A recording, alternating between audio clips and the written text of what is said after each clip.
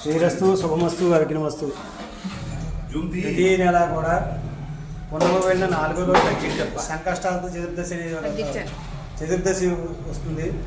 ఆ రోజున ప్రజలందరూ కూడా ఈ యొక్క సంకటాల చతుర్దశి స్వామివారిని సంకటము అనగా మనకు ఉండేటువంటి కష్టాలు, అనేక రకమైన ఇబ్బందులు ఇవన్నీ కూడా తొలగిపోవడానికి సంకటాల చతుర్దశి ఆ గణేషుని దూర్వాయుగ్మాలతోటి, పుష్పాలతోటి, అలాగే అర్క పుష్పాలు అంటే జిల్లేడు పువ్వులతోటి పూజించినట్లయితే మనకు ఉన్నటువంటి అన్ని రకాల కష్టాలు కూడా పోయి సుఖ సంతోషాలతో భోగభాగ్యాలతో ఉంటాయని చెప్పేసి ఆ యొక్క స్వామివారి యొక్క స్కాంద పురాణంలో చెప్పబడిందండి.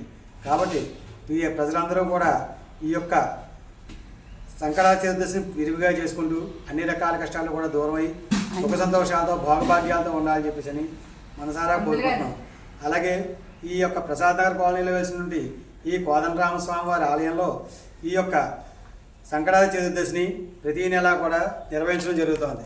కాబట్టి ఈ కాలనీలో ఉన్న భక్తులందరూ కూడా ప్రతి నెల పున్నం వెళ్ళిన 4వ రోజుని తప్పకుండా వచ్చి ఈ యొక్క సంకటాల చతుర్దశి పూజలో పాల్గొనగలరని చెప్పేసి మనవి చేసుకుంటున్నాం.